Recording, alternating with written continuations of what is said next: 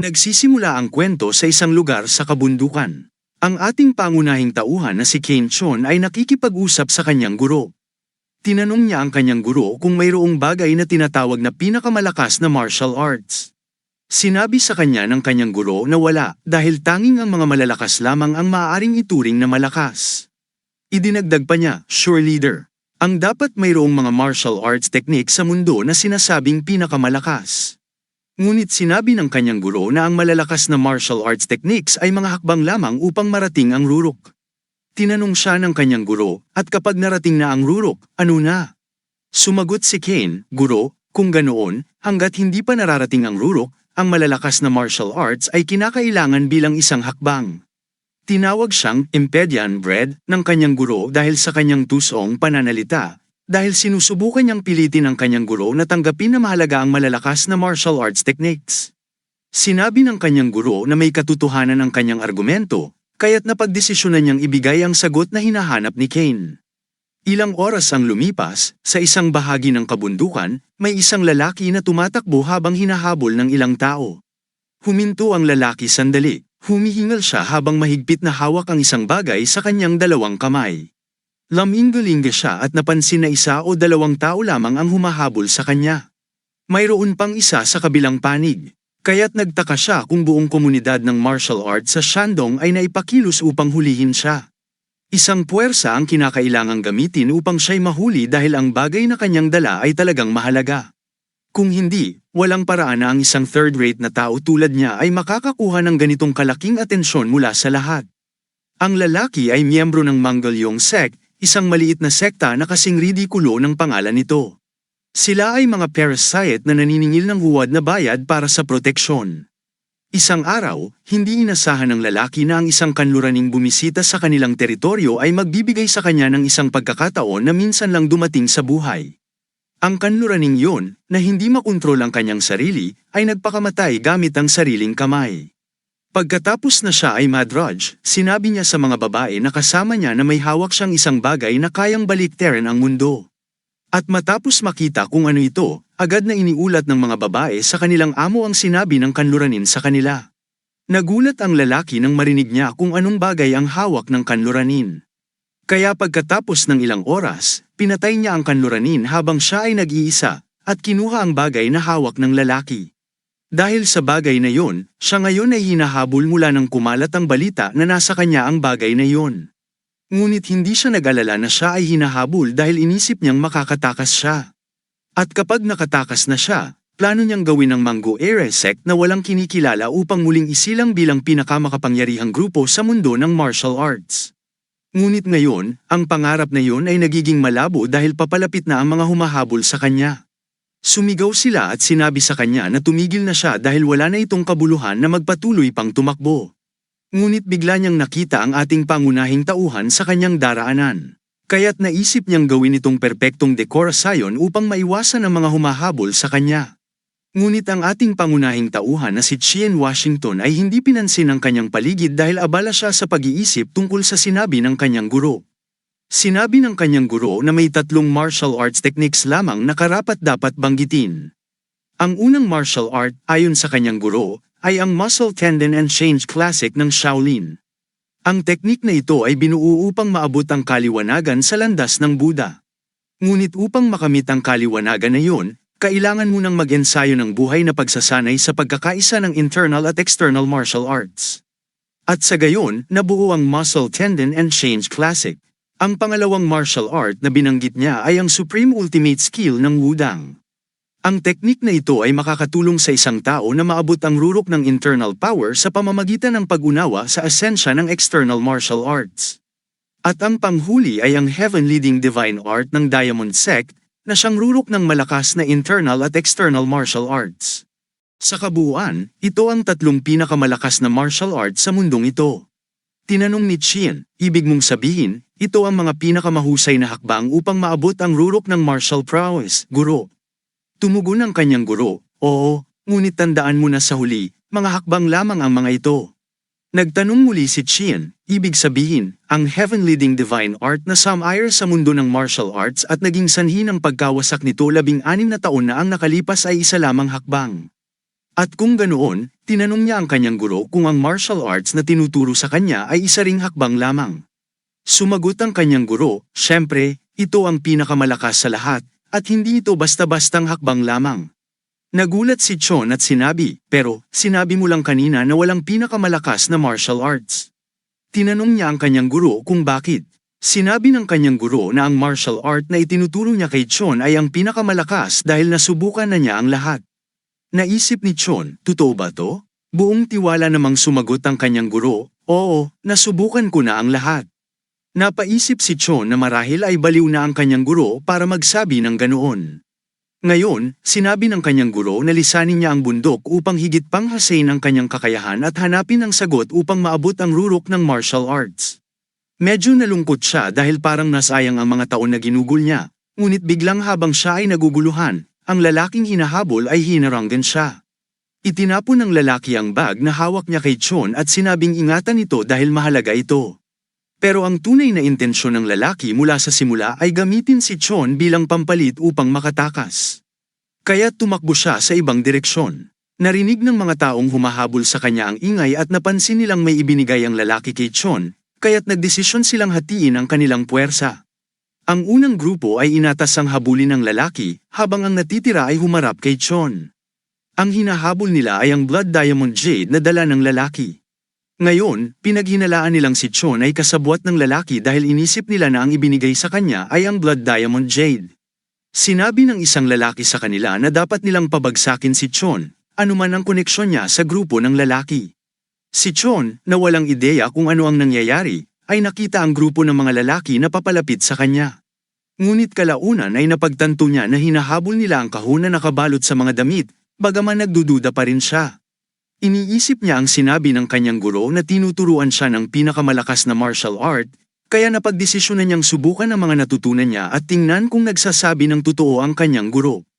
At ngayon, dahil sa mga humahabol sa kanya, napagpasyahan niyang gawing unang biktima ang mga ito pagkaraang umalis sa bundok at pumasok sa mundo ng martial arts. Nagtataka siya kung mayroon bang sinuman sa mga humahabol na nakapag-master ng 3 ultimate martial arts na sinabi ng kanyang guro. Halos walang sinuman ang mukhang partikular na malakas sa kanila, ngunit nagdesisyon siyang mag-ingat dahil baka itinatago nila ang kanilang mga kasanayan ng sadya. Ayon sa kanyang guro, ang mga nakarating sa rurok ng kapangyarihan ay mukhang wala silang alam. Isang lalaki mula sa mga humahabol ang lumapit. Sinabi niya kay Chon na mukhang napasama siya sa isang napakahirap na sitwasyon. Nagpakilala ang lalaki bilang si John Sam Gunn ng Shandong Yi Tai Sect. Mula sa paraan ng kanyang paghipo sa kanyang balbas, malalaman mong isa lang siyang tipikal na tauhan na mamamatay sa pinakawalang kwentang paraan. Sinabi niya kay Chon na mukhang isang inosenteng tao tulad niya ang nabiktima ng tusong plano ng isang walang awang kriminal. Sinabi niya kay Chon na ibalik na lamang ang bagay na kinuha at magpatuloy na sa kanyang daan. Kapalit nito, ginagarantiyahan niya ang kaligtasan ni Chon sa ngalan ng kanyang sekta. Ngunit walang ideya si Chon kung ano ang Yi Tai Sect, dahil hindi pa niya naririnig ang tungkol dito. Kasabay nito, lumitaw ang isa pang grupo ng mga tao. Sinabi ng lalaki sa mga tao ng Yi Tai Sect na hindi ito lugar para sa kanila upang makialam. Nagulat ang mga tao nang makita ang lalaki. Siya si Wang Dai ng Black Intention Sect. Bagaman galit na galit sila sa katotohanang pati ang mga barbaro ng Black Intention Sect ay dumating upang makihati, wala silang magawa dahil hindi nila basta-basta kayang kalabanin siya. Naisip ni Chon, ano na naman ito? Bakit may isa pang sekta na dumating? Si Sam Gunn, na puno ng lakas ng loob, ay sinabi kay Wang na ang usaping ito ay binabantayan ng maraming martial arts sect sa Shandong, pati na rin ang 9 na dakilang paaralan at iba't ibang maharlikang pamilya. Kaya't ang mga tao ng Black Intention Sect ay dapat na mag-ingat at alamin ang kanilang lugar. Ngunit habang nagsasalita si Sam Gunn, biglang tumagos ang enerhiya ng isang espada sa kanyang noo, at lumikha ng butas sa kanyang ulo. At sa gayon, namatay ang tipikal na tauhan na walang kaalam-alam kung paano siya namatay. Para bang totoo, nagsasalita lang siya na parang mataas at makapangyarihan, na parang mayroon siyang malakas na nakatagong amo o kung anuman. Walang nakaalam kung ano ang nangyari, pero inisip nila na si Wang ang may gawa nito. Nagulat si Wang at nagsimulang mataranta. Sinabi niya na hindi sila ang pumatay kay Sam Gunn, ngunit isa sa mga miyembro ng Yi Tai Sect, na galit, ang sumigaw at sinabing, "Tumigil kayo, mga bastos na Black Intention." Wala na nga kayong dangal bilang mga martial artist na umaatake mula sa likod. Ngunit ang lalaki na nagsasalita kanina ay tinamaan ng bala sa ulo mula sa kung saan at agad na pinadala sa kabilang buhay.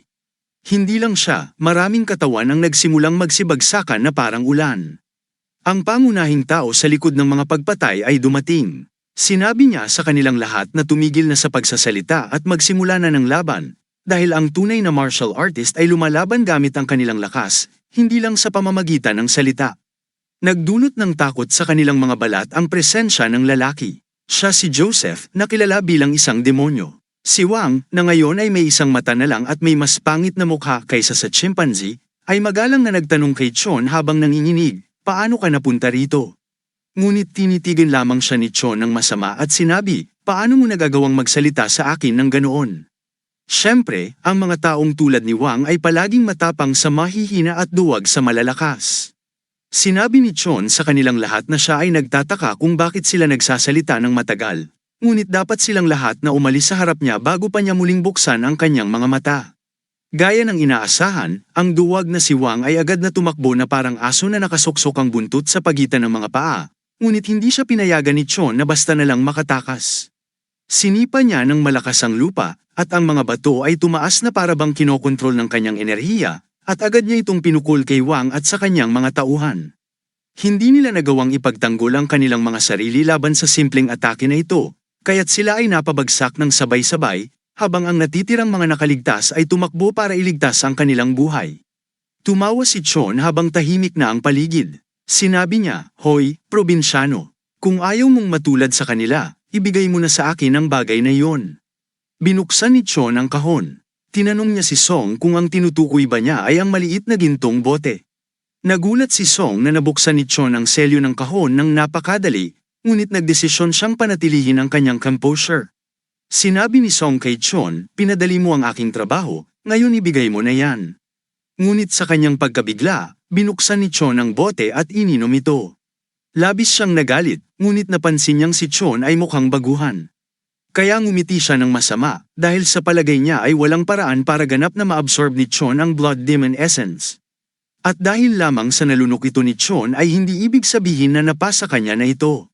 Kasabay nito, dinilaan ni Chon ang kanyang labi dahil matamis ang lasa ng laman ng bote.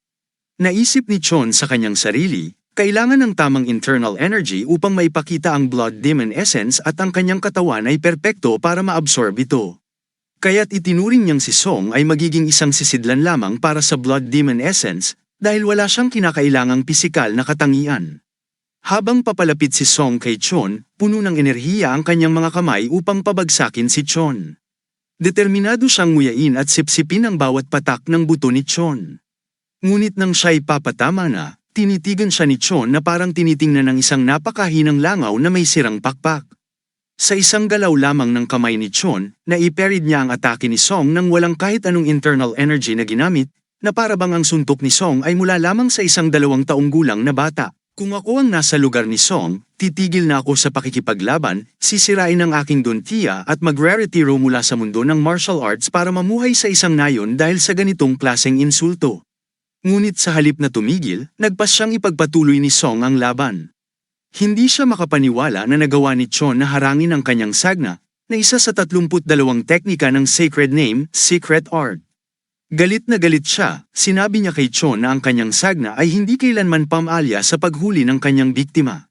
Kahit ang mga aroganteng bastardo mula sa Jag family ay bahagyang nagawang harangin ito, na nag-iwan ng mga peklat sa kanilang katawan, seryoso. Bakit ba siya nagmamalaki kay Chon? Sinusubukan ba niyang sabihin kay Chon na manatiling nakatayo at tanggapin ang suntok?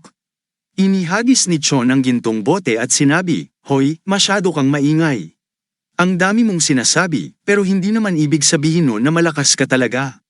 Kaya sige, sugurin mo ako ng buong lakas mo para malaman ko kung gaano ba talaga ako kalakas." Si Song ay nanginginig sa takot dahil inisip niya na ang lakas ni Chon ay resulta ng pag-absorb sa Blood Demon Essence. Pag-usapan natin kung ano ba talaga ang Blood Demon Essence.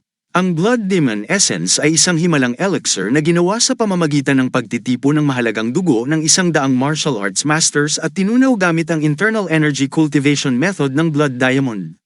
Sinasabi na ito ay may nakakatakot na kapangyarihan, Kasing bangis at kasing walang iyan ang paraan ng paglikha nito.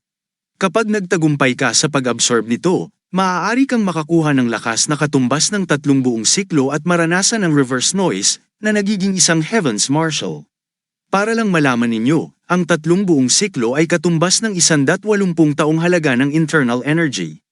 Habang patuloy na dinudukot ng Demonized cult ang mga martial arts masters upang gawing sangkap para sa sumpang elixir na ito, naglunsad ng sorpresang atake ang mga matutuwid na mandirigma sa isa sa kanilang mga base, ang Blood Sect.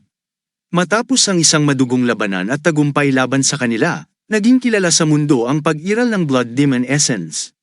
Ngunit, kung ito man ay nasa kamay ng mga matutuwid o ng mga masasama, ang Blood Demon Essence ay magdudulot ng kaguluhan sa mundo sa pamamagitan lamang ng kanyang pag-iral. At ngayon, ang Blood Demon Essence ay lumitaw.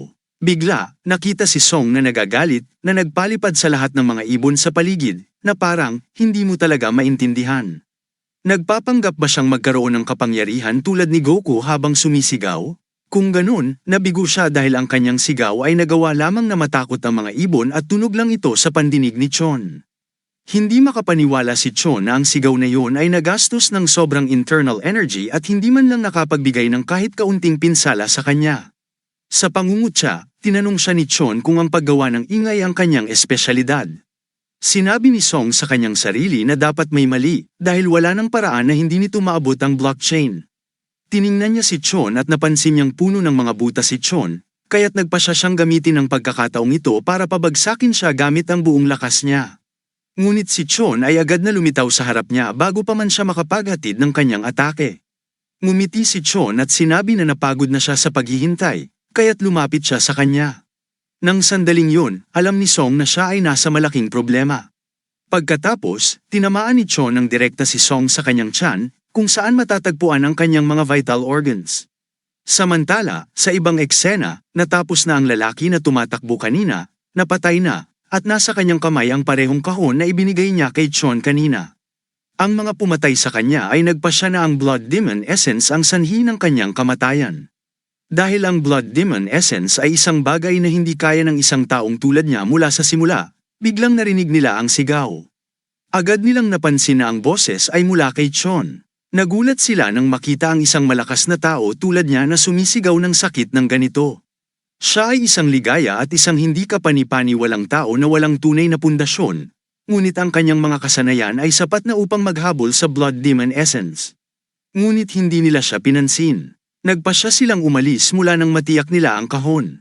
Ngunit sa kanilang pagkagulat, ang katawan ni Song ay itinapon sa kanila na may malaking butas sa tiyan, at ang kanyang katawan ay gamulong sa lupa. Nagulat sila nang makita na natalo si Song dahil si Song ay inaasahang hindi madaling mapatamba. Bigla nilang narinig ang mga yapak ng isang tao na papalapit sa kanila. Ang taong yun ay walang iba kundi si Chon. Nagulat si Chon na makita ang isa pang grupo ng mga tao. Isa sa mga side character, na tinawag na Rudy, ay nagtanong kay Chon upang makilala siya. Ngunit si Chon ay sumagot, "Sino ka para makipag-usap sa akin, Rudy, mula sa simula pa lang." Ang lalaki ay tila mayabang. Sinabi niya kay Chon, "Paano mo nagawang walang galang sa hinaharap na pinuno ng pamilya Jail, ang tinatawag na hinaharap na pinuno ng Gigabyte family?" Sinabi ng lalaki na tumigil sa pagsasalita. Tinanong niya si Chon kung siya ang naglagay sa estado na yon. Sagot ni Chon, "Hindi ko alam kung ang taong yon ay nagngangalang Joseph, hindi ko naman alintana. Pero oo, nakipag-ayos ako sa kanya, hindi ko akalain na mamamatay siya ng ganun kadali." Ang lalaki na nagmamalaki kanina ay hindi makapaniwala kay Chon. Sinabi niya kay Chon na tumigil sa pagsasalita ng walang kabuluhan, dahil si Yang ay isa sa mga nangungunang 100 martial artist sa kasalukuyang martial world, kaya't hindi niya inaasahan na paniwalaan na siya ay natalo. Si Chon ay nagulat na malaman na ang lalaki ay isang mataas na antas na martial artist. Sinabi niya sa nagmamalaking lalaki na wala siyang magagawa kung hindi siya maniwala, ngunit kung nais pa rin niyang makipaglaban, handa siyang magbigay aliw at tiyak na magwawagi siya. Hindi makapaniwala ang lalaki sa kanyang narinig. Siya ay nagalit at nagpasya na turuan si Chon ng mga asal. Sinabi niya sa kanyang mga tauhan na hulihin si Chon. Sila ay sumunod at agad nilang pinuntahan si Chon. Ngunit sa kanilang pagkagulat, si Chon ay hindi isang karaniwang tao, dahil siya ay madaling naiwasan ang lahat ng kanilang mga atake. Ang tinatawag na hinaharap na pinuno ng jail family ay walang ideya kung ano ang nangyayari. Kahit na si Chon ay puno ng mga butas, siya ay nakaiwas sa lahat ng mga atake. Kaya iniisip niya kung ito ay dahil sa pag-inom ng Blood Demon Essence. Tinawag ng nagmamalaking lalaki ang mga nakikipaglaban sa kanya na mga mangmang. Pagkatapos, nagpasya siyang makipaglaban mismo. Sinubukan siyang pigilan ng hinaharap na pinuno ng Jigawa family, ngunit hindi siya nakinig. Sinabi ng lalaki sa lahat na umatras at siya ang hahawak sa sitwasyon. Si Chon ay agad na naghanda ng kanyang kamao para sa counter-attack sa oras na naiwasan niya ang atake ng lalaki. Ang kanyang plano ay nagtagumpay, ngunit habang siya ay tungkol na magtama ng suntok sa tiyan ng lalaki, ang kanyang atake ay naharang ng tinatawag na hinaharap na pinuno ng Jag family. Sinabi ni Chon, swerte ka na naharang ang suntok, kung hindi, tiyak na mapupunta ka sa akin. Ang lalaki ay agad na naglagay ng kanyang mga kamay sa likod. Pagkatapos matanggap ang suntok, tumawa siya at sinabi kay Chon na kalmado lang dahil mukhang naging medyo bastos ang kanyang mga tauhan. Sinabi niya kay Chon na walang pakinabang ang pagyamanin ng isang maliit na bagay sa isang malaking laban. Kaya't iminungkahi niya na tapusin na nila ang kanilang pagtatalo dito. Ang lalaki ay ngumiti, parang may natuklasang nakakatawa. Sinabi niya kay Chon na siya ay shake-shake ng Gigabyte family. Kaya't siya ay medyo magalang. Tinanong niya si Chon kung ano ang pangalan niya. Sumagot si Chon, at bilang sanggunian, tatawagin natin ang lalaki na shake-shake. Pagkatapos ay tinanong niya si Chon kung saang sekta siya kabilang. Sumagot si Chon na wala siyang sekta. Sa kanyang sarili, iniisip niya na walang sekta si Chon dahil siya ay bagong makalabas mula sa isang mabangis na sitwasyon. Nagulat si Shake-Shake nang sabihin ni Chon na wala siyang sekta, ngunit hindi na niya ito tinanong pa. Sinabi niya kay Chon na doon na muna ang lahat para sa ngayon. At kung sakaling magtagpo ulit ang kanilang kapalaran, ay magkikita silang muli. Sinabi niya sa kanyang mga tauhan na umalis na sila. Ito ay nagdulot ng gulat sa lahat. Sinabi ng nagmamalaking lalaki na hindi pa nila nakuha ang kahon para kunin ang Blood Demon Essence, ngunit sinabi ni Shake-Shake na lahat yun ay isang pagkana lamang. Ang Blood Demon Essence na nasa kanyang pag-aari ay peke.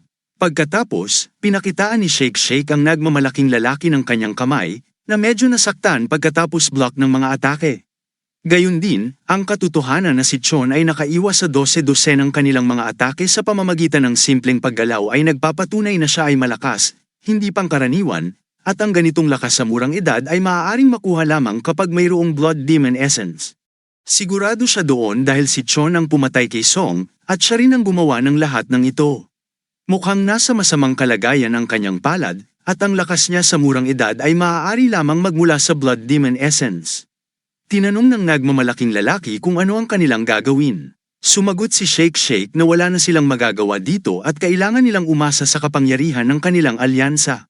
Sa kabila ng kanyang pagkabigo, sinabi ni Shake-Shake na parang napakawalang saysay ng pagkakaroon ng Blood Demon Essence sa kabila ng lahat. Ngayon ay wala na silang paraan upang maabsorb ito. Nawalan siya ng pag-asa dahil sa mga malupit na mga plano na matagal nang nagbabalak na makuha ang Blood Demon Essence. At kaya't umalis silang lahat mula sa bundok. Pagkalipas ng ilang minuto, nilapitan ni Chon ang katawan ng patay na lalaki at kinuha ang kahon na nasa kamay ng patay. Pinilit niyang buksan ang kahon, ngunit tila ito ay selyado ng mahigpit. Ngunit sa kabila ng pagsusumikap at halos magpants siya, nagawa niyang buksan ito. Nagbunyi siya ng ginhawa dahil inisip niyang masisira ang kanyang kamay. Nang inilabas niya ang laman ng kahon, na nagdulot sa kanya ng maraming problema, nagulat siya nang makita na ang laman ng kahon ay isang pulang kapsula, ang tunay na Blood Demon Essence. Ang nakuha niyang una ay isang matamis na likido na inilagay sa loob ng gintong bote. Ngunit sa kabila ng maling akala ng Shake at ng iba pa na ang lakas ni Chon ay nagmula sa Blood Demon Essence, hindi nila alam na ang tunay na Blood Demon Essence ay nasa kanilang harapan sa buong oras. Pagkaraan ng ilang oras, sa loob ng estate ng Jagger, iniulat ni Shake-Shake kay Jagger Chim, ang ulo ng Jagger family, na si Chon ay naka-absorb ng Blood Demon Essence. Wala siyang ideya kung paano nakuha ni Chon ang Blood Demon Essence dahil ayon sa kanilang kaalaman, ang Blood Demon Essence ay maaaring ma-absorb lamang gamit ang Internal Energy Cultivation Method ng Demon Cult. Alam ito ni Shake-Shake dahil marami silang dugo ang naibuhos upang matutunan kung paano ito ma-absorb. Sinabi ni Chon kay Shake na hindi niya aasahan na paniwalaan siya na may bagong dating sa martial world na nagawang ipakita ang mga kapsula nang hindi gumagamit ng internal energy cultivation method ng Demon Cult. Nagdesisyon si Shake na ipakita ang kanyang kamay bilang patunay na totoo ang kanyang sinasabi. Namangha si Chon nang makita ang tindi ng pinsala sa kamay ni Shake. Kaya't hindi niya maipaniwala na ang mga kapsula ay talagang naabsorb ni Chon. Sinabi ni Shake sa kanyang ama na mayroon talagang ilang mga pisikal na kakayahan na makaka-absorb ng Blood Demon Essence. Tumugon si Chon na oo, mayroon talagang isang pisikal na kakayahan hanggang sa lumitaw ang taong nag-iwan ng kamay na yun sa ganoong estado. At ngayon, tila may dalawang pisikal na kakayahan na makaka-absorb ng Blood Demon Essence. Sinabi ni Chon kay Shake na kung totoo ang sinasabi niya, ang pangunahing tauhan ay nasa isang napakabigat na sitwasyon, dahil ang pagkakaroon nito ay isang krimen, kung meron man. Tinanong niya si Shake kung natagpuan na nila si Chon. Sumagot si Shake na nasa ilalim pa rin sila ng kanilang impluensya, at iniutos na tratuhin siya ng maayos sa Jimyong Village. Sinabi ni Shake sa kanyang ama na hindi pa niya naiulat ang pagkaka-absorb ng Blood Demon Essence. Sinabi ni Jim sa kanya na mabuti yun. Biglang may dumating na isang tao. Sinabi ng tao sa kanila, mukhang interesado kayo sa inyong pag-uusap. Ang tao ay isa sa mga nakatatanda. Nagulat si Shake nang makita siya, kaya tinanong niya ang nakatatanda kung narinig ba nito ang kanilang pag-uusap. Sinabi ng nakatatanda na hindi niya yun narinig. Nang sila ay nagtatalo ng taos-puso, umupo siya at nagbuga ng masamang usok. Ang pangalan ng nakatatanda ay Taeyong at ang palayaw niya ay Changwang Feast. Siya ang tirano ng Shandong, isang supremong guro, kahit ang Jagger family ay hindi makakaya siya. Nang ang kapangyarihan ng Demon Cult ay naging labis na nangingibabaw, ang mundo ng martial arts ay bumuo ng alyansa upang tutulan sila. Ang alyansang yun ay tinatawag na 9 grade schools. Kahit na si Taeyong ay hindi kasali sa 9 grade schools, siya ay itinuturing na nasa ilalim lamang ng nangungunang 10 martial artists sa kasalukuyang mundo ng martial arts. Ito ang dahilan kung bakit, sa kabila ng kanilang kakayahan, ang Jagger family ay nababahala sa kanya. Narinig ni Taeyong ang lahat ng sinabi nila tungkol sa Blood Demon Essence. Sinabi niya sa kanila na mas mabuti kung mananahimik silang lahat tungkol dito. Tanong ni Shake, ano ang ibig mong sabihin doon? Sumagot si Taeyong, ibig sabihin ay maaaring may mga lihim na nagaganap doon, bawat isa ay sumusubok na magmanipula sa isa't isa. Pagkatapos, nagpatuloy si Taeyong sa kanyang pag-alis. Magalang na nagpasalamat si Shake. Sa kanyang pag-alis, nagpasya si Taeyong na gawing susunod na destinasyon ng Jimyong Village upang hulihin si Chon at kunin ang Blood Demon Essence para sa kanyang sarili. Sa parehong oras, ang Jagger family ay, na tila nagmamasid na may interes, ay nagbuga ng masamang usok. Dahil hindi alam ni Taeyong na naabsorb na ni Chon ang Blood Demon Essence, nagmadali siyang umalis patungo sa Jimyong Village. Sinabi niya sa kanyang sarili na, kung si Chon ang may kakayahang ipakita ang Blood Demon Essence, ngunit kung wala siyang tamang mga guro o martial arts, maaaring hindi pa niya ganap na naipapakita ang kapangyarihan ng Blood Demon Essence. Kung makuha niya si Chon, maaari niyang sanayin ang lahat ng dugo ni Chon at kunin ang Blood Demon Essence para sa kanyang sarili. Kung mangyari yun, maaari siyang umakyat sa top 10 martial artists, dahil ang mga nakakatanda sa top 10 ay dapat ay napagod na sa kanilang kapangyarihan. Sa parehong oras, sa Jimyong Village, si Chon ay inaalok ng tsaa at tinatrato ng may paggalang. Uminom siya ng tsaa, ngunit hindi niya maintindihan kung ano ang kahalagahan nito, dahil bland ito at mas mabuti pa ang tubig kaysa dito. Naramdaman niya na may mga nakatagong motibo ang mga tao sa bayan, dahil tinatrato siya ng sobra-sobra ng walang wastong dahilan. Handa siyang labanan sila anumang oras kung susubukan nilang gumawa ng masama sa kanya, pero nagpasya siyang magpakatatag at subukang mamuhay ng mapayapa dahil natapos na niyang tumakas mula sa kanyang guro. Biglang dumating si Taeyong. Agad siyang lumapit at tinanong si Chon kung siya ang tinutukoy na dapat kumonsumo ng Blood Demon Essence. Napansin ni Chon na medyo bastos si Taeyong, ngunit hindi niya ito ininda dahil yun ang dahilan kung bakit siya dumating. Hinawakan ni Taeyong si Chon na parang isang sanggol at agad siyang lumipad palayo.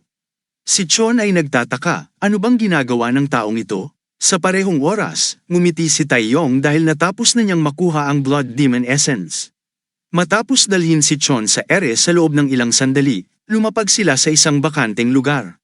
Tiningnan ni Taeyong ang paligid upang tiyakin kung may sumusunod sa kanya.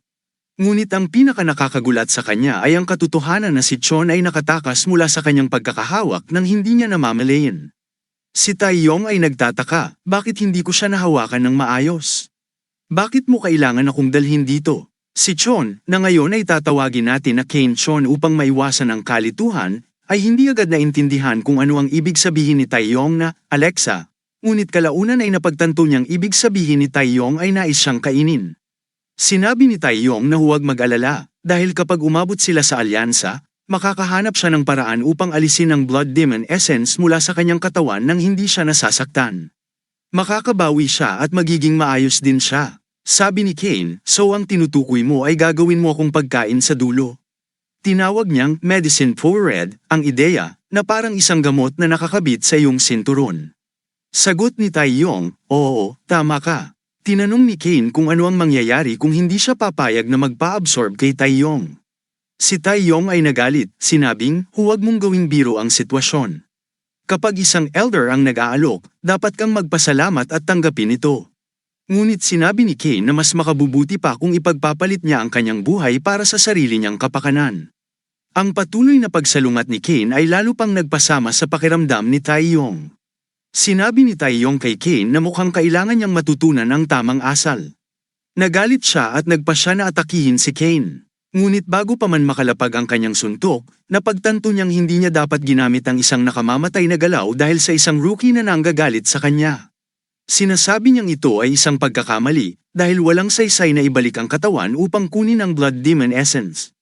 Ngunit ang pinakagulat sa kanya ay si Kane ay nakapag-block ng atake gamit ang isang kamay. Hindi niya alam kung paano pa rin nakatayo si Kane matapos matanggap ang kanyang suntok. Inisip niya na marahil ang lakas ni Kane ay dulot ng Blood Demon Essence. Kung ganun nga, sabi niya sa sarili, kung ang isang tao na walang sapat na pagsasanay sa martial arts ay makakagawa ng ganitong klase ng lakas sa pamamagitan ng pag-inom nito, tiyak na magiging napakalakas nito kapag ganap na nai-absorb. Natuwa si Taeyong at nagsimulang subukan pa ang lakas ni Kane. Ngayon, magpahinga tayo sandali. Ang mga tao sa paligid ay nag-iisip na ang lakas ni Kane ay dahil sa Blood Demon Essence. Ngunit ang hindi nila alam ay ang pile doors ng Blood Demon Essence ay nasa kanya pa rin, at hindi pa niya ito kinukuha. Wala siyang kaalaman sa layunin ng pile doors dahil bago siya sa mundo ng martial arts, kinuha niya lamang ito at inilagay sa kanyang bulsa dahil sa kaguluhan ng labanan. Kaya't iniisip niya na maaaring may halaga ito. Nag-activate si Taeyong ng kanyang Shenwang Feast upang subukan kung gaano kalakas si Kane.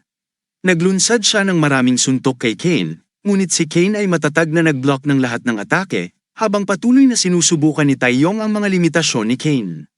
Nakakagulat, na-impress si Taeyong nang makita niyang kahit na ang mga galaw ni Kane ay tila sa isang baguhan, nagagawa pa rin niyang iwasan ang mga suntok at galaw ng kanyang teknika.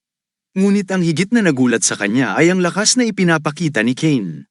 At sa isang pagkakataon, nakapagbigay si Kane ng suntok sa mukha ni Taeyong. Agad na umatras si Taeyong. Hindi makapaniwala na nataman siya ni Kane. Si Kane naman ay nagtataka rin na nakapagbigay siya ng suntok, dahil sa tingin niya ay simpleng pag-swing lamang ang ginawa niya. Sa puntong yun, napagtanto ni Taeyong na ang lakas ni Kane ay hindi nagmumula sa Blood Demon Essence. Dahil kahit ang isang baguhan ay matututo ng martial arts skills, sinabi niya sa sarili na maaaring puro swerte lamang na ang kanyang padalos-dalos na suntok ay umabot sa target. Sinabi niya kay Kane, magaling ang suntok mo, Kane. Si Kane naman ay sumagot, oh, nagsasalita ka pa rin. Nagalit si Taeyong at sinabi na dapat ay malaman ni Kane kung sino ang kanyang kinakalaban. Iniisip ni Taeyong na kailangan niyang matalo si Kane para mapagtanto nito ang kanyang pagkakamali. Sa puntong ito, kahit na kailangan niyang patayin si Kane, ang una ay ang talunin siya. Pagkatapos, inactivate ni Taeyong ang kanyang Shenwang Feast at muling naglunsad ng maraming suntok. Ngunit si Kane ay patuloy na nag-block ng mga atake. Sa puntong yun, naaalala ni Kane ang sinabi ng kanyang guro habang sila ay nasusuntok. Tinanong niya ang kanyang guro kung aling teknik sa kamay ang pinakamalakas, at sinagot siya ng kanyang guro na wala namang sinabi. Si Kane ay nagtanong, oo nga, maliban sa aking guro, ano ang pinakamalakas na teknik sa kamao?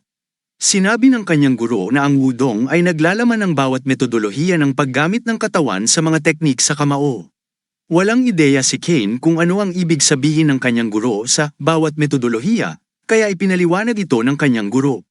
Sinabi ng kanyang guro na dahil sa kalikasan ng enerhiya, ang kapangyarihan ay nakasalalay sa kung sino ang gumagamit nito at kung paano nila ito ginagamit. Kung ang daloy ng enerhiya ay tuwid, nagiging tulad ito ng hard fist of shell na kayang magyupi ng mga bato. Ngunit kung ang daloy nito ay paikot, parang alon, nagiging wooden fist na kayang basagin ng bato kahit na may kaunting lakas lamang. Kaya't nagpasya si Kane na subukan kung maaari niyang gamitin ito sa laban. Habang nakatayo sa harap ng mga suntok, nahanap agad ni Kane ang ritmo ng mga atake ni Taeyong at na-offset ang mga ito. Sa isang malakas na suntok, ipinadala niya si Taeyong na lumipad. Naging galit si Taeyong kaya't nagpasya siyang seryosohin ang laban. Nag-power up siya tulad ni Goku sa paggamit ng Changwang Fist na kanyang dalubhasa. Ang Changwang Fist na ginagamit ni Taeyong ay nag-ugat sa tradisyong tinatawag na Soccer Discípulos na mga tao na hindi umalis sa templo at tinuruan ni Shelly. Minsan tinanong ni Taeyong ang kanyang guro kung bakit niya nais matutunan ang Egyptian Jain. Sinabi ng kanyang guro na wala siyang dahilan para magtagumpay sa Budismo dahil isa siyang sekular na tao. Sinabi ni Taeyong sa kanyang guro na kung kaya niyang maging mas malakas kaysa sa iba, nais niyang matutunan at maunawaan ito. Galit na tinawag siyang hanggal ng kanyang guro dahil mali ang kanyang pagkaunawa sa turo ni Buddha, sapagkat hindi kailanman itinuro ni Buddha na maging mas malakas kaysa sa iba. Ngunit binaliwala ni Taeyong ang mga salita ng kanyang guro, sapagkat para sa kanya, ang logika ng mundo ay kailangan mong manalo upang maging malakas, at maging malakas upang manalo. Hindi nasiyahan si Taeyong sa kanyang natutunan bilang isang sekular na disipulo, at hindi siya tumigil sa pagsisikap na maging pinakamahusay sa mundo. Kaya mula sa pundasyon ng Shaolin, naabot niya ang rurok ng kanyang sariling sining ng pakikipaglaban sa pamamagitan ng madugong pananaliksik. At iyon nga ang Changwang Fist. Si Kane ay napansin na ang aura na iniimasa ni Taeyong ay ang sa isang tunay na master. Naalala niya ang kanyang guro, at sinabi sa kanya na ang mundo ng martial arts ay puno ng mga taong mas malakas kaysa sa kanya sa bawat hakbang. At ngayon, nakaharap niya ang isang tao na kinikilala niya bilang isang ganap na malakas. Pagkatapos ng matagumpay na pagtaas ng lakas, determinado si Taeyong na pagpira-pirasuhin si Kane, sa kabila ng kanyang paglakas si Kane ay hindi natatakot. Dahil hindi kino-consider ni Kane sa si Taeyong ay isa sa pinakamalas na nabanggit ng kanyang master, kaya't iniiwasan niya ang mga atake ni Taeyong. Sa mga oras na yun tumatagaktak na ang pawis ni Taeyong. At hindi siya makapaniwala na nakakayanan ni Kane ang umiwas sa lahat ng kanyang pag-atake. Ngunit ang sumunod na pangyayari ay hindi inaasahan. Direktang sinuntok ni Kane ang sikmura ni Taeyong kagaya ng ginawa niya sa iba. Hindi makapaniwala si Taeyong na may isang malalim na kaalaman sa martial art world na makakaharap niya ngayon. Ngunit ang clumsy technique na puno ng flaws na pinakawalan niya ay talagang nakakamangha sa pagpapakawala ng kanyang mantle fist. Na para bang na-perfect niya sa kanyang buong pag-insayo. Kaya tanong ni Taeyong sino ang halimaw na kaharap niya. Napaluhod si Taeyong sa sakit, ngunit hindi siya nilubayan ni Kane. Hinawakan niya ang ulo ni Taeyong at inuntok niya sa kanyang tuhod. Ang kanyang noo para magdulot ng matinding tama, direkta sa mukha niya, at agad siyang nawala ng malay. Pagkatapos ng ilang minuto, nagising si Taeyong at ang mukha niya ay mukhang bagbog na parang kinagat ng pukyutan. Wala siyang ideya kung ano ang nangyari. Ang tanging naaalala niya ay ang pagsubok niyang gamitin ang Changwang Heaven-Splitting Fist kay Kane, ngunit na-counter niya ito. Akala niya nananaginip siya dahil hindi niya akalaing ang isang master ng Changwang Fist ay matatalo ng isang taong napakabata, kaya sinubukan niyang tumayo. Ngunit sa kanyang gulat, nagsuka siya ng malaking dami ng dugo. Sinabi ni Kane na mas mabuting huwag na siyang magpilit dahil may mga restriction siyang inilagay na sisir sa kanyang kalusugan kung magkamali siya ng kilos. Sinabi niya kay Taeyong na ang restriction ginamit niya sa kanya ay ang palaging ginagamit ng kanyang guro tuwing sinusubukan niyang tumakas. Nabigla si Taeyong at tinanong, anong klaseng mga panlilinlang ang ginamit mo? Ang mga restriction ay hindi basta-basta magagawa ng kahit sino, lalo na sa katawan ng isang master tulad ko. Pero interesado si Kane sa kanyang katapangan. Pagkatapos ay pinilit niyang tapakan ng malakas ang dibdib ni Taeyong. Sinabi ni Kane na may isang bagay siyang maling pagkaunawa noon. Sinabi niya kay Taeyong na hindi siya kasing bait ng kanyang itsura, dahil tinermente siya ng kanyang baliw na guro sa buong buhay niya. Kaya kung maaari, mas mabuti pang huwag niyang galitin si Kane. Pagkatapos, inalis ni Kane ang kanyang paa sa dibdib ni Taeyong. Nang maglaon, tinanong ni Taeyong si Kane, ano ang gusto mo? Ngumiti si Kane dahil ngayon siya naman ang tinatanong. Sinabi niya, mula ngayon, akin ka na. Nagulat si Taeyon, naisip niyang may kakaibang pagkagusto si Kane sa mga lalaking may maskuladong katawan. Ilang oras ang lumipas sa mansion ng Jacob. Sina Ziam at Shake ay nagplano ng isang sikretong pakana. Nag-uusap sila tungkol sa pakikipagnegosasyon kay Taeyong upang makuha ang Blood Demon at alamin ang sikreto ng pag-absorb ng enerhiya. Nakita nila ito bilang isang magandang kasangkapan sa pakikipag-usap dahil ang sikreto ng pag-absorb ng enerhiya ay isang bagay na labis na ninanais ni Taeyong. Sinabi ni Chum na sigurado siyang si Taeyong ay isang taong handang ibenta ang kanyang kaluluwa, kapalit ng pagiging isa sa 10 pinakamahusay na martial artist. At ang pamilyang Jaco ay handang bilhin ang kanyang kaluluwa. Sinabi niya, kung makakakuha tayo ng list ng isang asong pang-hunting na nasa top 10 na antas at malinis ang daraanan sa unahan, magiging malapit na tayo sa pagiging pinuno ng alyansa ng mga marangal na pamilya. Ang kanilang mga plano at pakana ay nagiging mas may sensin na, ngunit wala silang kaalaman sa mga darating na mangyayari. Biglang may nag-anunsyo na bumalik na si Taeyong. Ngumiti si Shake dahil mukhang nakuha na ni Taeyong ang Blood Demon Essence. Kaya't lumabas sila upang salubungin si Taeyong. Nagulat sila nang makita ang bagbog na mukha ni Taeyong. Kaya tinanong nila, anong nangyari? Ngunit hindi sumagot si Taeyong. Sa halip, sinabi ni Taeyong na mula ngayon, napagpasyahan niyang kunin si Kane bilang kanyang disipulo. Pagkatapos ay magalang na sinabi ni Kane, ako si Kane Chon, pakialagaan niyo ako, mga nakatatanda. Ngunit hindi natuwa si Chief Chum tungkol dito dahil mukhang naungusan sila. Balik tayo sa oras bago sila dumating sa Gigabyte. Sinabi ni Kong kay Taeyong na dapat siyang maging kanyang disipulo dahil natural na sanhi ito ng isang tao na natalo. Bukod dito, hawak niya ang buhay ni Taeyong sa kanyang mga kamay. Sinabi niya kay Taeyong na ginawa niya ito upang kailangan niyang tumanggap ng Chumgong Web Blood Extraction mula sa kanya isang beses sa isang buwan kung hindi ay mamamatay siya. Ngunit tumawa ng malakas si Taeyon. Sinabi niya kay Kane na pwede na siyang patayin ito. Pagkatapos ay sinabi niya, maaaring hindi mo alam ito dahil nakatago ka sa bundok. Ngunit ang pangalang, Taeyong, ay kilalang kilala, nasa ilalim lamang ng top 10 na mga martial artist sa mundo. Kaya't walang paraan na aasahan mong magsilbi ako sa isang batang katulad mo para lang mapanatili ang aking buhay. Idinagdag pa niya, ang pagkamatay sa kalye ay mas marangal na wakas para sa isang martial artist kaysa maging katawa-tawa. Sinabi ni Kane sa kanya, kayo mga martial artist ay talagang kakaiba. Pinapahalagahan niyo ang inyong mahalagang buhay ng mas kaunti kaysa sa walang kabuluhang pangalan, pero nauunawaan ko kung paano mo nararamdaman yon. Dahil sino ba ang may gustong masira ang pangalan ni Taeyong, kahit na gawin kang disipulo ko dahil kailangan ko ang iyong pangalan. Pagkatapos ay sinabi niya kay Taeyong na maaari niya siyang palakasin, kaya dapat niyang isaalang-alang ang kanyang alok. Sa kampo ng Jaco, galit na galit si Chum Chief sa katotohanan na pinili ni Taeyong si Kane bilang kanyang guro. Akala nila na si Taeyon ay isang mahina na umaasa lang sa lakas, pero nagkamali sila na hindi niya ginamit ang kanyang utak. Sinabi ni Shake na ngayon na si Taeyong, na malapit ng mapabilang sa top 10 na martial artist, ay nakakuha ng batang disipulo na lumulunok ng Blood Demon Essence, at sa kanyang pangalan at sa Changwang Feast, kaya niyang magtayo ng sarili niyang pamayanan. Galit na pinukpok ni Chum ang mesa dahil sa pagtaas ng kapangyarihan ni Taeyong, dahil sila ay magiging parang mga asong humahabol sa manok at ang kanilang plano na atali siya ay tuluyang mawawasak. Sinabi ni Shake sa kanyang ama na may natitira pang paraan para makalabas sa sitwasyon. Ang tinutukoy niyang paraan ay agawin ang disipulo ni Taeyong, at umaasa silang hindi siya tapat na tagasunod. Sa isa pang eksena, sa loob ng isang lumang kahoy na bahay, nagmemeditasyon si Kane bago siya tinawag ng isang tao mula sa labas. Sinabi ng taong yun na nais ni Shake na makita siya sandali, at gusto siyang makipagkita. Naisip ni Kane, bakit gusto niya akong makausap ng mag-isa? Mukhang may binabalak siyang masama. Kaya't sumunod siya sa taong tumawag sa kanya upang makipagkita kay Shake, at sa parehong oras, nakita sila ni Taeyong na umaalis. Galit siya dahil sa mga traidor na mga tao sa pamilya Jacob. Pagdating nila sa mansion ng Jaco matapos maglakad ng ilang minuto, tinanong ni Kane si Shake kung bakit siya pinatawag ng hating gabi. Idinagdag ni Kane, Shake, huwag mong isipin na matutuwa ang aking guro sa ganitong klaseng pagpupulong.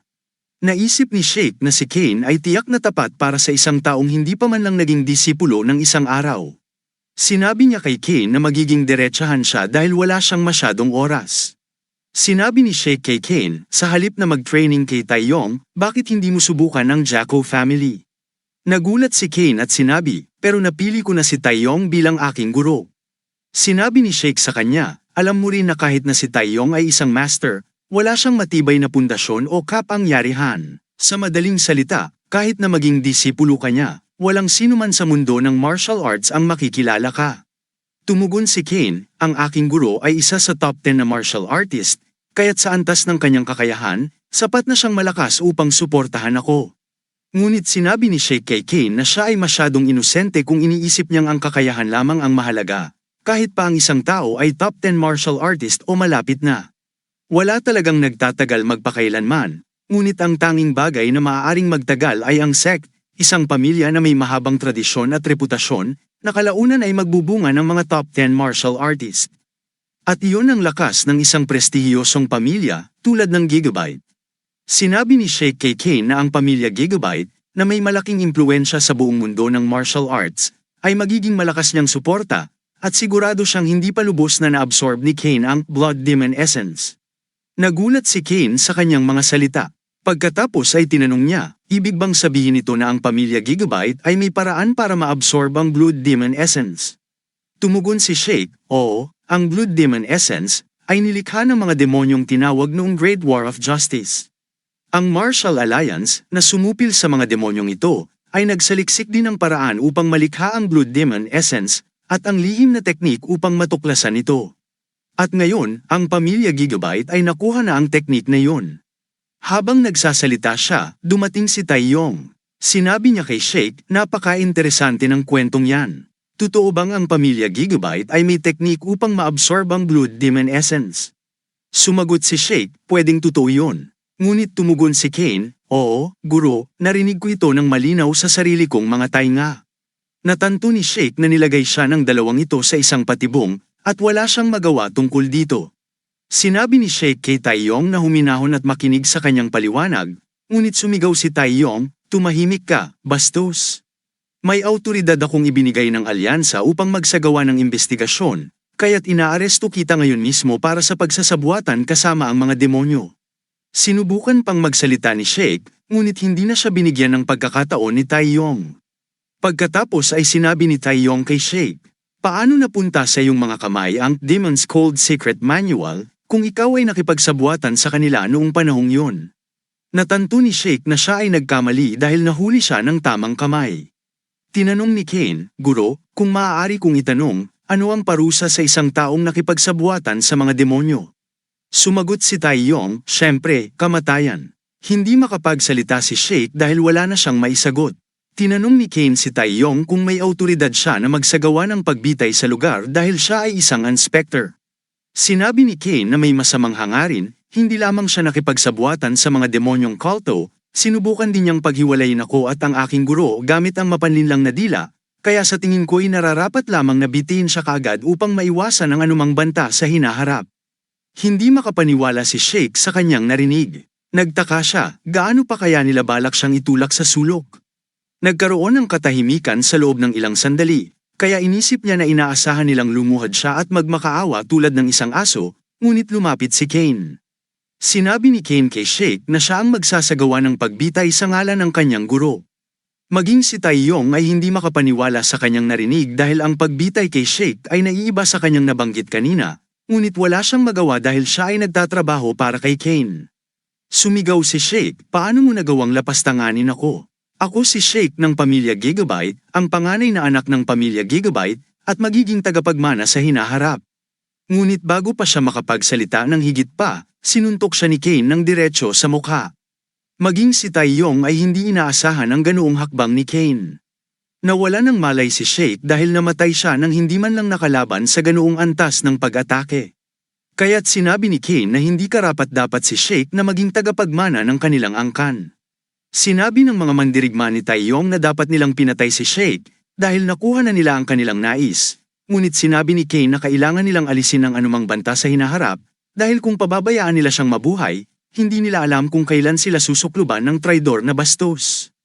Idinagdag ni Taeyong, kahit na, pinatay mo ang panganay na anak ng pamilya Gigabyte. Paano mo lilinisin ang gulong ito? Na-disappoint si Kane kay Taeyong. Nagmamadali si Kane at tinanong si Taeyong kung natatakot siya sa pamilya, ngunit sumagot si Taeyong, paano mo nasabi yan? Sinabi ni Kane na ang pamilya Gigabyte ay isang prestihiyosong pangalan, gaya ng sinabi ni Sheikh, ngunit ang pangalan ding yun, na dapat ay kanilang lakas, ay maaari ring maging kanilang kahinaan. Tinanong ni Kane si Taeyong kung nauunawaan niya ito, at tumugon si Taeyong, nang oo, maaari nilang ipagkasala hindi lamang ang pagpatay kay Sheikh, kundi pati na rin ang buong pamilya Gigabyte dahil sa pakikipagsabuatan sa mga demonyong kulto. Sinabi ni Kane, eksakto, pararatangan natin sila hindi lamang ng pakikipagsabuatan sa mga demonyo kundi pati na rin ng monopolyo sa lihim na teknik para sa pagsipsip ng kapangyarihan ng blood demonic essence. Idinagdag ni Kane, ano sa tingin mo ang mangyayari kung iulat natin ito sa alyansa?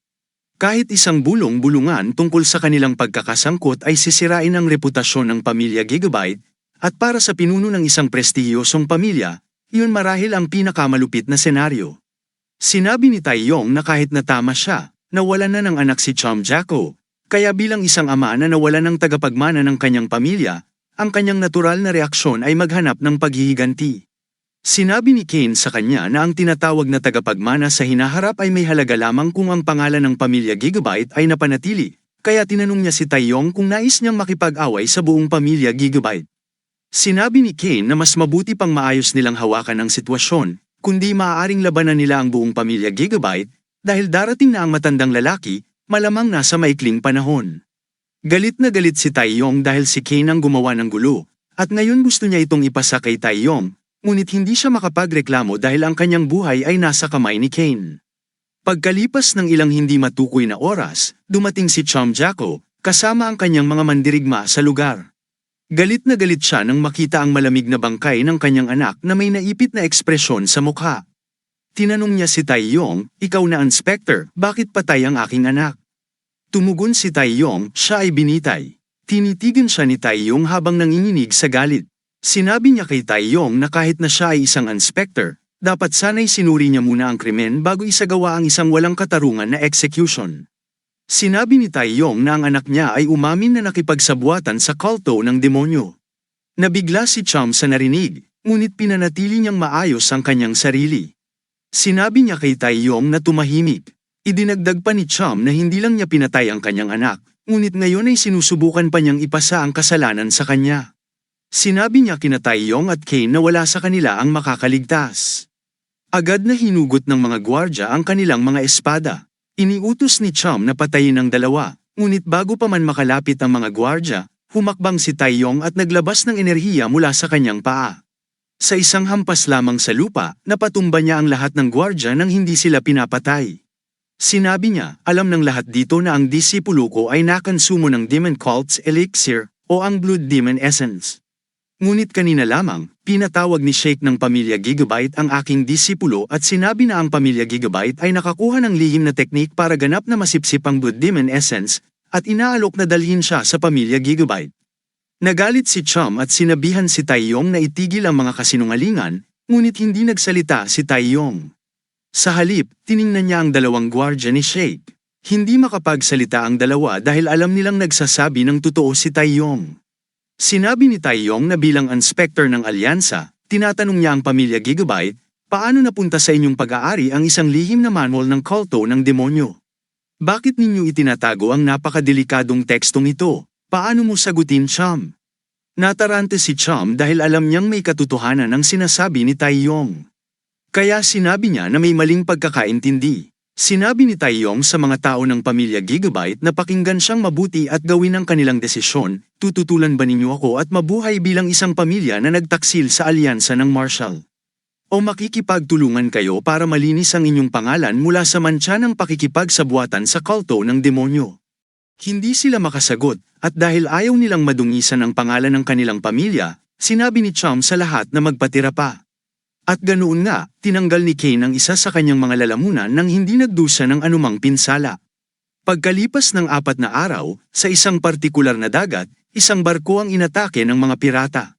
Nag-anunsyo ang mga pirata na mula ngayon, ang barko ay pag-aari na ng Sarawak J, at kung gusto nilang mabuhay, dapat nilang ibaba ang lahat ng kanilang kargo.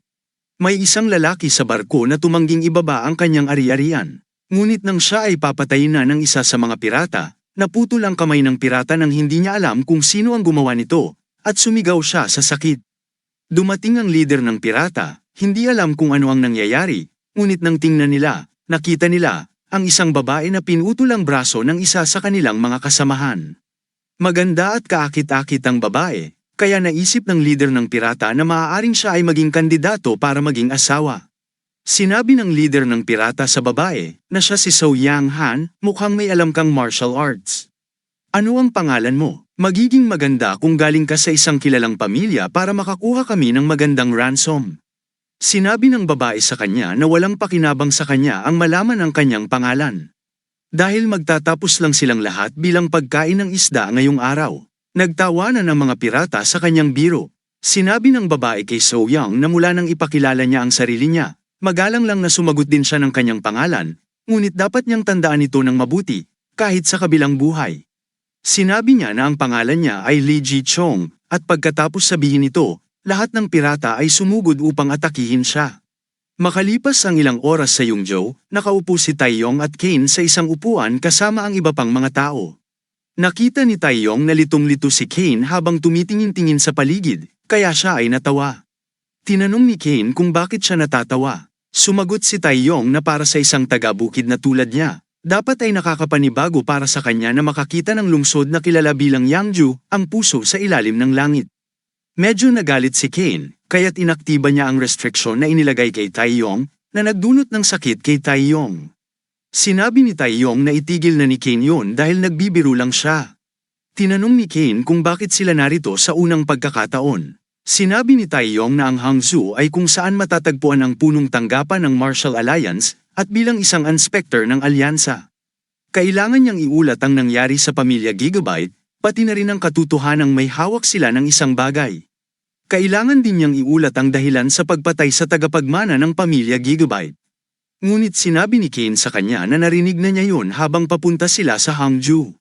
Gayunpaman, ang hindi pa niya nalalaman ay kung bakit sila nakaupo dito at pinapanood ang mga kakaibang tao. Sumagot si Taeyong na siya ang opisyal na saksi para sa laban ngayong araw, at may isang tao siyang gustong ipakilala kay Kane. Sinabi ni Taeyong na ang taong gusto niyang makita ni Kane ay si Lig John. Ngunit walang ideya si Kane kung sino yun. Tinanong niya si Kane kung narinig na ba niya si Shinwoo, ang pinakamagaling na swordsman ng Washan. Ngunit hindi maalaala ni Kane na narinig niya ang pangalang yun o ang titulo. Nainis si Taeyong sa katangahan ni Kane at buong puwersa niyang sinabi na si Shinwoo ang pinakamahusay na swordsman.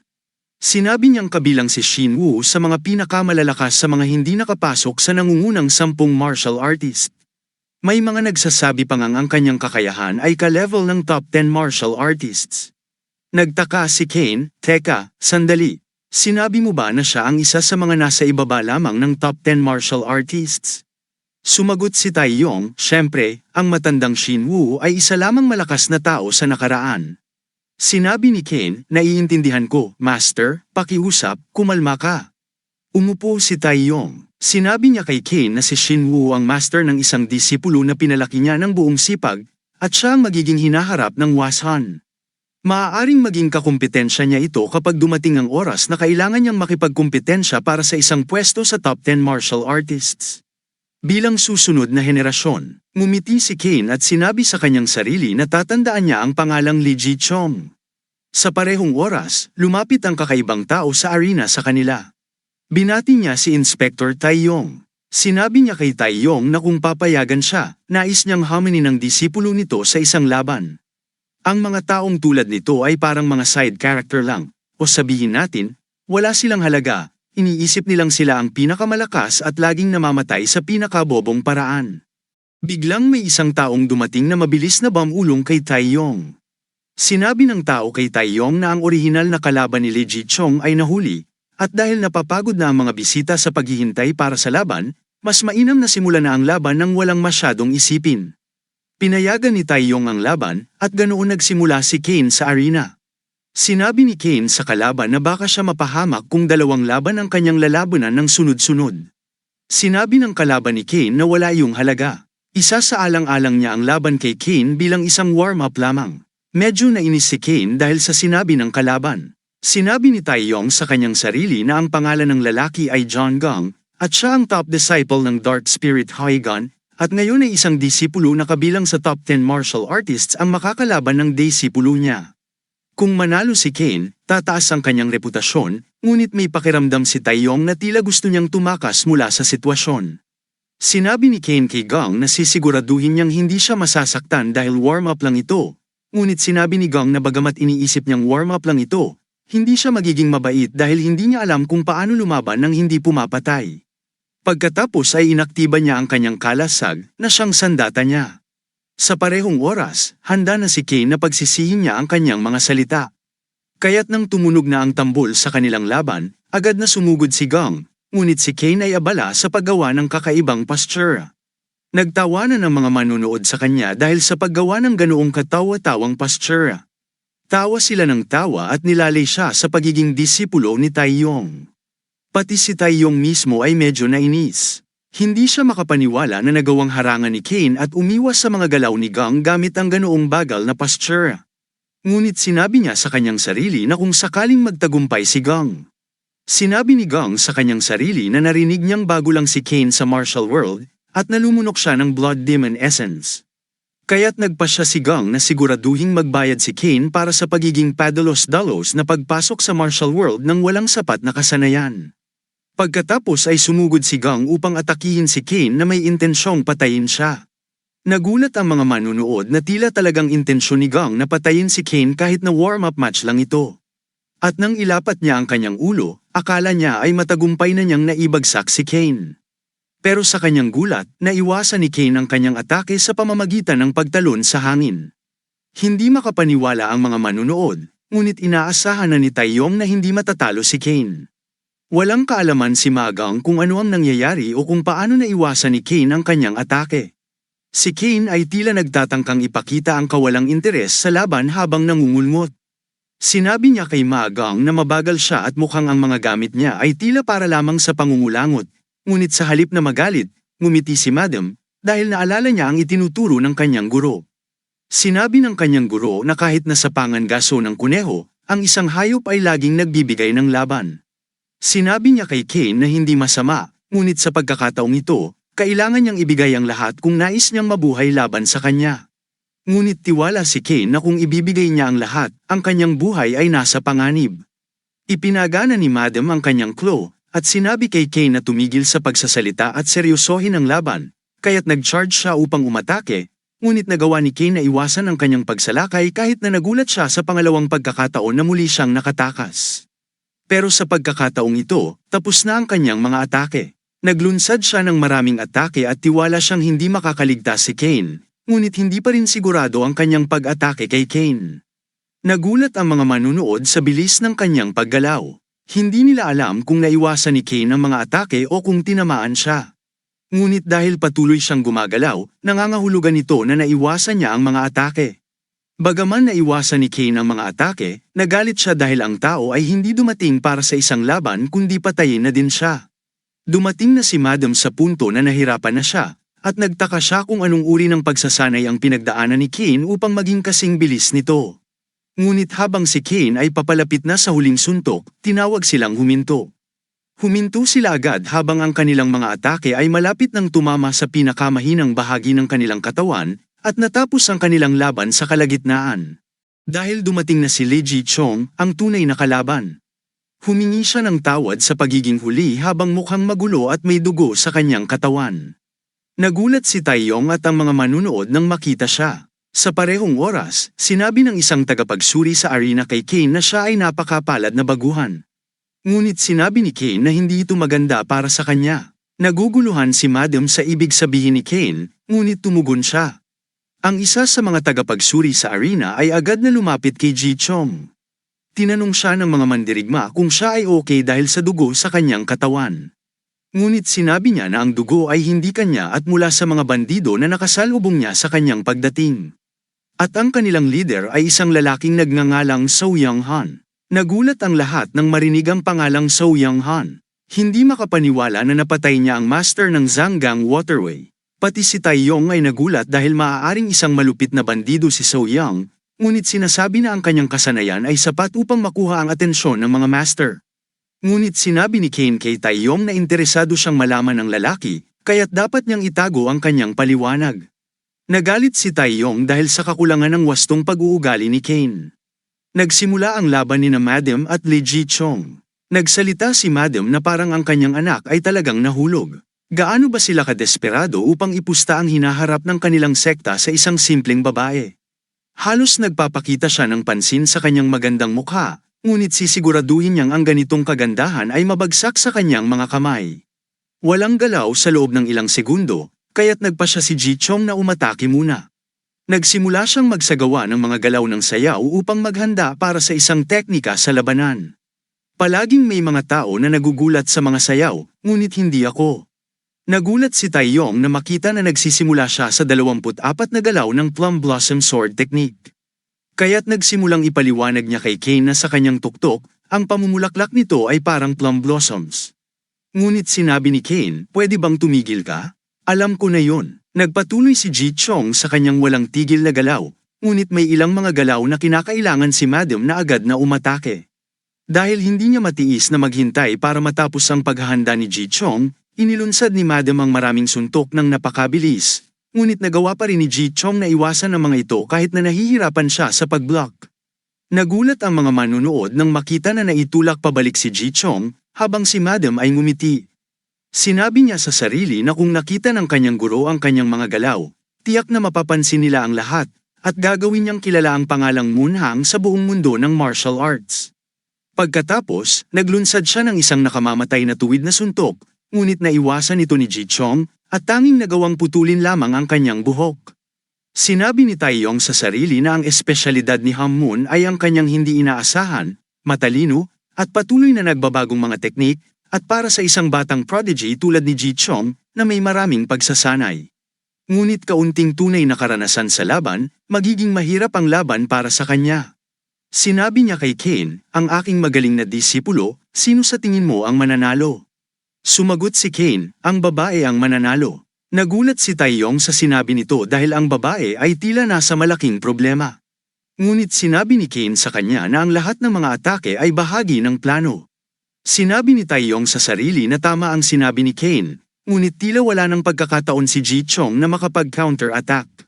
Sinabi ni Madam, panahon na. At sa sandaling yun, nakaramdam ng kakaiba si Ji-chong, parang ang kanyang katawan ay nakasabay sa ritmo ni Madam.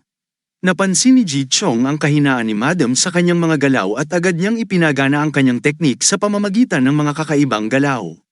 At bang, tinamaan niya si Madam. Ngunit nagawa ni Madam na i-block ito. Hindi tumigil ang babae at nang malapit na siyang maglunsad ng isa pang atake, napansin niyang may mali kay Madam. Agad niyang pinatigil ang kanyang armas at sa kanyang gulat, napansin ng maraming dugo na lumalabas mula kay Madam. Hindi makapaniwala si Taeyong sa kanyang nakita. Sinabi ni Kane, eksaktong nangyari ayon sa plano. Dapat na tinasa ni Madam ang kanyang kalaban ng mabuti at kumilos ng naaayon. Sa una, hindi naisip ni Taeyong kung ano ang ibig sabihin nito. Ngunit napagtanto niya na si Kane ang dahilan kung bakit umagos ng maraming dugo si Madam, dahil sa suntok na halos tumama sa kanyang tiyan. At sa gayon, namatay ang nagmamalaking lalaki sa pinakamasakit na paraan nang hindi man lang alam kung ano ang nangyari. Nagulat ang mga manunood sa pagkawala ni Madam. Kahit si Ji-chong ay hindi makapaniwala. Makaraan ng ilang oras, sa ibang lugar sa Homeland Sect, dinala si Madam sa isang sekta upang suriin. Sinabi ng kanyang guro na alisin ang takip mula sa kanyang katawan upang makita ang sanhi ng kanyang pagkamatay. Ginawa nila ang mga tagubili ng kanilang master na suriin ang kanyang pagkamatay. At nang alisin ang takip, nakita ng guro na may butas sa kanyang katawan. Hinawakan niya si Madam sa kanyang noo at tinanong sila kung ano ang sanhi ng kanyang pagkamatay. Isa sa mga tagasuri ang sumagot, hindi kami sigurado. Ang isa pang tagasuri ay nagdagdag, mula sa nakita niya, nahulog si Madam at Dom Yugo sa laban, kaya't pinaghihinalaan niyang maaaring dulot ito ng teknik na panloob na enerhiya. Tinanong ng lalaki kung ginamit ba ni Madam ang panloob na enerhiya, ngunit nagulat ang tagasuri. Ang lalaki ay talagang nagalit, ngunit kumalma siya. Sinabi niya sa mga tagasuri na tiyakin na walang detalye ang mawawala sa mga kaayusan ng libing. Sumagot sila ng oo. Habang ang lalaki ay papalabas, sinabi niya sa sarili na si Madam ay nasa napakahina na estado at dapat ay makakaharap siya ng sinuman sa tunay na laban, ngunit natalo siya sa isang baguhan mula sa Zanggang. At higit pa rito, siya ay napatumba dahil sa panloob na enerhiya. Talagang nagalit siya sa sarili, sinaktan ng mga pader gamit ang kanyang mga kamay. Hindi siya makapaniwala na naabot ng anak niya ang ganoon. Sa parehong gabi, sa Miriam Alliance, nagkaroon ng pag-uusap sina Taeyong at Kane. Sinabi ni Kane kay Taeyong na ang pagkamatay ay maaaring mangyari sa mga laban. Sinabi niya kay Taeyong na huwag magkunwari na nag-aalala siya sa pagkamatay ni Madam dahil hindi ito bagay sa kanya. Ngunit sa kabila nito, hindi niya inaasahan ang pagkamatay na yun dahil ang layunin ng laban ay upang maiwasan ang mga insidente sa pamamagitan ng pagpapalaban lamang sa mga senior na disipulo mula sa bawat sekta upang maiwasan ang mga aksidente.